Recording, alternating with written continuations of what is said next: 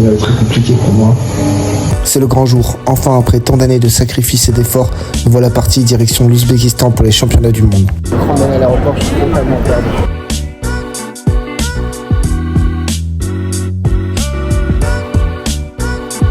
Après 7 heures de vol, nous voilà arrivés à Tashkent, une ville magnifique, lumineuse. Nous sommes très bien accueillis dès notre arrivée et direction l'hôtel.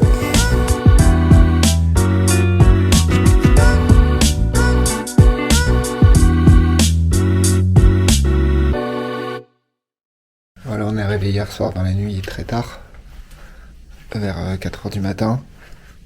Donc j'ai pas pu trop filmer quand on est arrivé. Là je suis dans la chambre d'hôtel. On est plutôt bien logé. Hop, là c'est l'entrée, petite salle de bain sympathique. On est logé à 2 par chambre.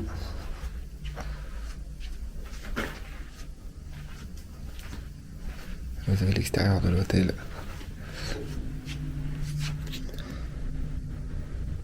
Avec une petite piscine.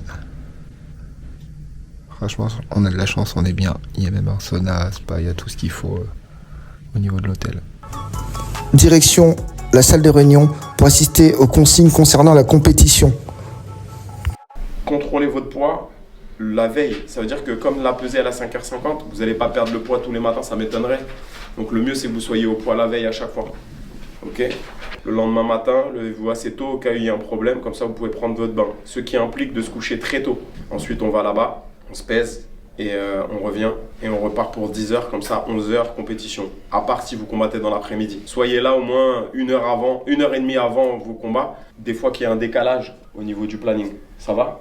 Donc normalement là on a quadrillé tout. C'est cool. Ouh, équipement, ouh. On va faire l'appel et on va vous les donner s'il vous plaît. Je suis sûr que tout le monde a. On a récupéré les tenues. Il y a eu les tirages au sort, donc je combats demain. Là j'attends, dans 30 minutes je saurai contre qui je combats. Mais là en attendant on va manger un petit peu, faire un petit bain pour éliminer encore un peu de flotte, il manque un petit peu au niveau du poids. En attendant, mon petit repas du soir, un petit bout de poulet que j'ai acheté au supermarché, c'est vraiment un délice, j'en ai mangé ce midi, et une petite banane, je vais me régaler. Après une nuit de sommeil assez courte due à la pression, le jour J est arrivé. Je suis tellement heureux d'être là aujourd'hui, mes efforts vont enfin payer, je vais pouvoir montrer au monde entier qui je suis et ce que je vaux. La défaite n'est pas une option, j'ai tellement fait de sacrifices donnés de ma personne pour en arriver là. Sortir au premier tour serait la pire chose qui pourrait m'arriver. La pression monte, l'ambiance dans l'arène est incroyable. Place à l'échauffement, je suis confiant à quelques minutes du combat le plus important de ma vie. Je ne peux pas échouer. Pas après tout ce travail, tous ces sacrifices. Je me rappelle pourquoi je suis là. Chaque goutte de sueur, chaque moment de douleur, chaque moment difficile à l'entraînement. C'était pour ce moment-là. Dans quelques minutes, ce sera moi contre lui. Mon travail contre le sien. Ma détermination contre la sienne. Mais ce combat, je ne le ferai pas que pour moi. Je le ferai pour tous ceux qui m'ont soutenu, tous ceux qui ont cru en moi. Je n'ai pas le droit à l'erreur. Je dois tout donner, monter dans la cage, pour écrire mon histoire.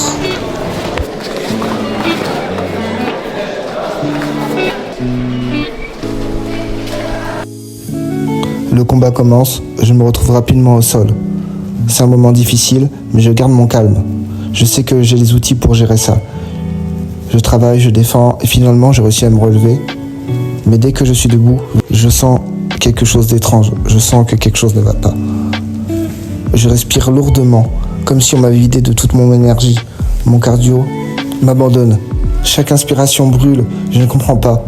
J'ai fait une préparation de malade, la plus dure de ma vie. J'ai souffert, j'ai tout donné pour ce moment. Je n'ai aucune raison de me sentir comme ça. Et pourtant, là dans cette cage, c'est comme si mon corps ne m'appartenait plus. Je veux envoyer des coups, je veux travailler, mais rien ne sort. Mon cerveau hurle, bouge, travaille, fait quelque chose. Mon corps refuse. Il ne réagit pas. C'est une sensation horrible. Je suis en plein cauchemar. Le doute s'installe. Mais je n'ai pas le droit de lâcher. Pas maintenant. Pas après tout ça. Je donne tout. Tout ce que j'ai en moi. Je puise dans ce qu'il me reste dans mon cœur, dans ma fierté, mais malgré tous les efforts du monde, ça ne suffit pas. Le gong final retentit et la décision tombe. Je perds le combat. Quelle déception, quelle tristesse. Pour moi, pour le travail que j'ai accompli, pour toutes les personnes qui ont cru en moi, j'ai l'impression d'avoir tout gâché. Cette douleur est bien plus profonde que celle des coups reçus. C'est celle de l'échec. Je suis au bout du rouleau, la douleur est insupportable, mais je dois mettre ça de côté. Mon rôle maintenant est d'encourager le reste de l'équipe. Je suis maintenant spectateur. La semaine continue et l'équipe réalise de super résultats. Félicitations à eux. La France remporte donc 3 médailles de bronze, 3 vice-champions et 2 champions du monde. Vraiment une équipe de malades. Félicitations à vous tous et au coach. De retour en France, après une longue semaine de douleurs au sternum et des difficultés à respirer, je me rends aux urgences. Le verdict tombe. J'ai donc un pneumothorax au poumon gauche. Je viens de passer la pire semaine de ma vie. Il n'y a rien qui est allé depuis que j'étais là-bas. Je suis allé là-bas, j'ai perdu mon combat. Donc là, je me suis fait un pneumothorax gauche. Du coup, mon poumon il s'est dégonflé et il s'est décollé. Du coup, là, je suis aux urgences. On essaie de le réparer. Ensuite, après le pneumothorax, j'ai perdu ma puce quand j'étais là-bas. Donc, ma puce française. Donc, quand je suis arrivé en France, je ne pouvais plus contacter personne. J'étais en galère. Qu'est-ce qu'il m'est arrivé d'autre? Ah oui, avant d'arriver en France, l'avion a eu du retard. Du coup, j'ai passé un jour de plus à Istanbul. Donc, ah oui, aussi l'avion, ça a été très dangereux. Parce qu'avec ce que j'avais, le docteur m'a dit que j'ai eu de la chance de ne pas y rester dans l'avion parce que j'aurais pu mourir dans l'avion avec la pression. J'aurais pu mourir. Donc ça a vraiment été une semaine très compliquée pour moi. Mais bon, on n'abandonne pas, on va revenir plus fort. Et on va continuer à s'entraîner dur pour la suite. Alors, voilà. En tout cas, merci à tous ceux qui m'ont envoyé des messages de soutien, ça m'a vraiment fait plaisir. Et je suis quand même très déçu de ce qui s'est passé. Parce que j'ai travaillé dur pour en arriver là. Et dès le début, j'ai pas eu de cardio. Donc j'ai pas été capable de m'exprimer. C'est triste, mais bon, c'est le sport. On va continuer à bosser dur pour la suite. Merci à vous, je vous aime. Bisous. Joyeux anniversaire, Luigi.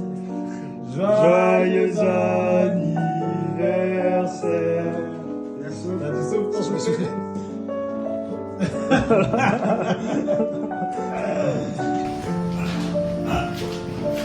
Yo. Comme vous le voyez, ça va beaucoup mieux. Normalement, si tout se passe bien, je sors dans quelques jours là. Donc déjà, ils m'ont débranché de tous les câbles. Il me reste juste un petit branchement, normalement il m'en reste aujourd'hui. Ensuite, ils me gardent en surveillance. Donc là, ils ont regonflé mon poumon, ils l'ont recollé, tout s'est bien passé. J'ai mis un peu trop d'énergie là, ça m'a secoué. Du coup, tout s'est bien passé. Je suis quand même un peu triste de ce qui s'est passé lors des championnats du monde. Mais bon, on va revenir plus fort. J'espère que la vidéo vous a plu. Pendant quelques jours, j'ai vraiment été dans le mal. J'étais vraiment pas bien, j'arrivais pas à comprendre ce qui s'était passé, pourquoi j'avais pas réussi. Mais maintenant, je comprends mieux. Je me dis, j'ai même été proche de la mort, j'aurais pu mourir dans l'avion. Mais ça finit plutôt bien, donc je vais vraiment continuer à m'entraîner dur. Je garde espoir, je n'abandonnerai pas. Je sais que je vais réussir un jour.